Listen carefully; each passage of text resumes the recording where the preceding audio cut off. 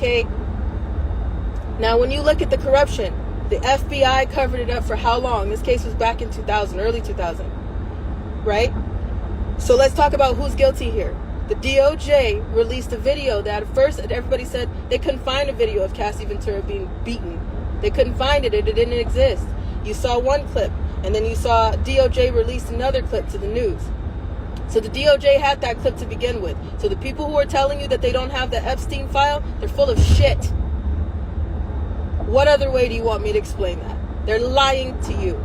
The ones that are telling you, Pam Bondi, that she only had a little bit, it is bullshit. Bullshit.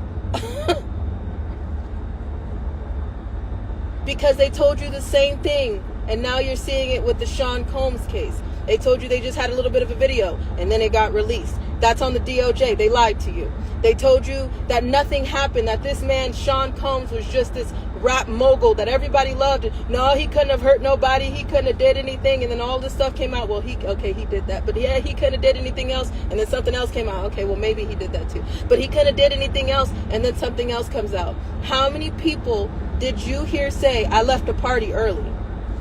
I knew about the abuse. I knew about children being there. I knew about him beating the hell out of females. I knew about the parties going on with multiple people, so it wasn't just Sean Combs. I knew about all of that, but I left early. So guilty. Diddy is about to walk out of the courtroom just like nothing has happened. All the claims and the charges would be meaningless. Have you ever wondered what happens when evidence that could put the devil behind bars quietly sits in a vault, only to emerge at the 11th hour and throw an entire trial into chaos? That's exactly what exploded in the courtroom once the Department of Justice rolled a 15-minute hallway video of Sean Diddy Combs dragging and kicking Cassie Ventura, footage the agency first claimed it simply couldn't be located. It was a moment that made jurors gasp, stunned reporters, and raised one blistering question. If the tape was always there, who ordered the cover-up and at what price? Today we'll follow the hidden money, the missing witnesses, and the alleged $50 million bribe that industry whistleblower Ali Carter says derailed the biggest RICO showdown in hip-hop history. From the night it happened back in 2016, rumors swirled about security footage capturing Diddy assaulting Cassie in a Los Angeles hotel corridor. A 1-minute fragment did leak online in May 2024, but prosecutors insisted they had no longer cut. That denial shattered on May 14, 2025, when the government suddenly played a full 15-minute reel in open court, showing Diddy chasing, grabbing, and hurling decor at Cassie, while a security manager tried to intervene. The shock wasn't just the violence on screen. It was the realization that the DOJ had apparently possessed the recording the entire time. Legal bloggers called it a reputational napalm strike on the prosecution's credibility. One veteran defense attorney quipped, "Either the tape fell from heaven, or somebody hid it in a bottom drawer until it became politically useful. But if the tape's sudden appearance was suspicious, the way it instantly changed the stakes was even more dramatic." The day that I found out about everything, I knew like the night before, I was like, something's getting real shaky now. I heard that there was 100 witnesses on the case. And I don't know if they even got through all of those witnesses, but Maureen Comey is the prosecutor of this case, on this case in New York City. And she never asked about the children.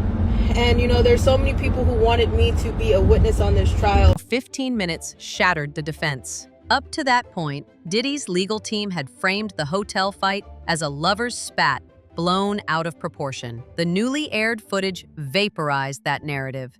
Viewers saw kicks, cups flying, and a flower vase shattering beside Cassie's head. A hotel guard, now an LAPD officer, testified that Diddy tried to buy the footage for $100 K on the spot and later flung a sack of cash at him to stay quiet. His words, paired with the video, created a 1-2 punch. Recorded violence plus an alleged hush money attempt. Exactly the kind of pattern RICO prosecutors love. When jurors started wiping away tears, the defense switched strategy overnight, calling the tape deeply regrettable but irrelevant to racketeering. Observers in the gallery could sense momentum shifting, and social media erupted with the hashtag #ReleaseEverything, demanding the DOJ cough up any other evidence it might be stashing. While rage over the missing tape boiled, a familiar name resurfaced online: Ali Carter. You might remember Carter from her viral 2024 threads about so-called freak-off parties, wild, celebrity-packed nights allegedly orchestrated by Diddy and friends. She vanished after claiming she'd been intimidated into silence.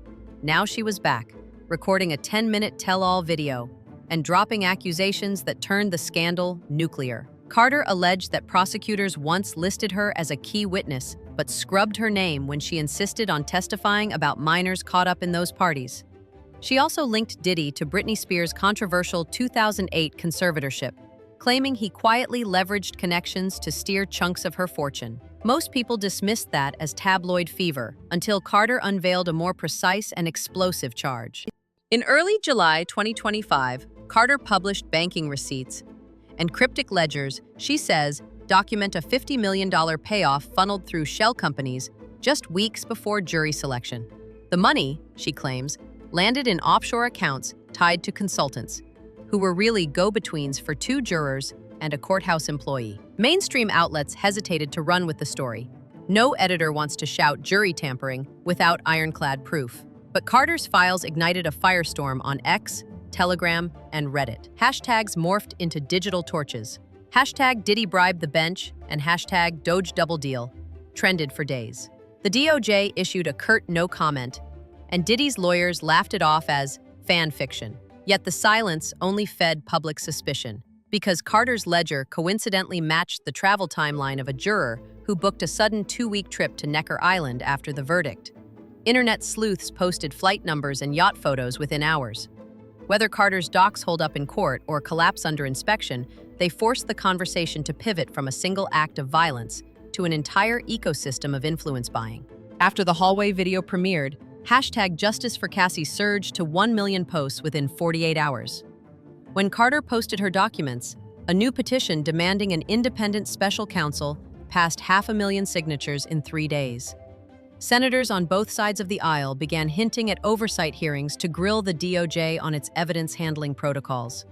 Meanwhile, Diddy's attorneys filed motions blasting prosecutors for ambush tactics that poisoned the jury pool.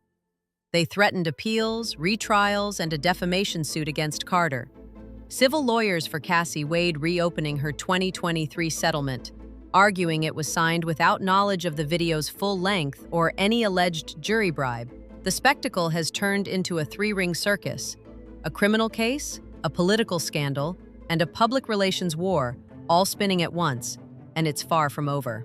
If investigators confirm officials intentionally hid the tape, those responsible could face obstruction of justice or perjury charges. Should Carter's bribery documents survive forensic audits, any juror or court officer involved could be indicted for conspiracy, and Diddy's verdict might be tossed entirely, triggering a retrial under a national microscope. Inside the DOJ, rumors already swirl about an internal affairs task force quietly interviewing staffers. Whistleblowers who leaked that the tape was never really missing are lawyering up. Even private streaming services that bankroll true crime documentaries have circled. They smell a multi-season saga. Carter, for her part, vows to release a cache of emails 10 times worse if authorities keep stonewalling. Skeptics scoff. Fans beg her to drop the files immediately. Across social platforms, the refrain grows louder. If there's nothing to hide, open the vault. We began with a simple yet unsettling contradiction. The Department of Justice said no full Cassie tape existed, until it unveiled every frame in court. From that single twist unraveled a string of allegations: cash bribes, vanishing witnesses, and secret evidence that may or may not still lurk behind locked doors. So we leave you with one haunting riddle. Was this a case of bureaucratic bungling, or the tip of an iceberg showing how money and power bend the very rules meant to keep us safe? Scroll down, drop your theory in the comments, and stay tuned, because if history has taught us anything, the next leak is only a click away.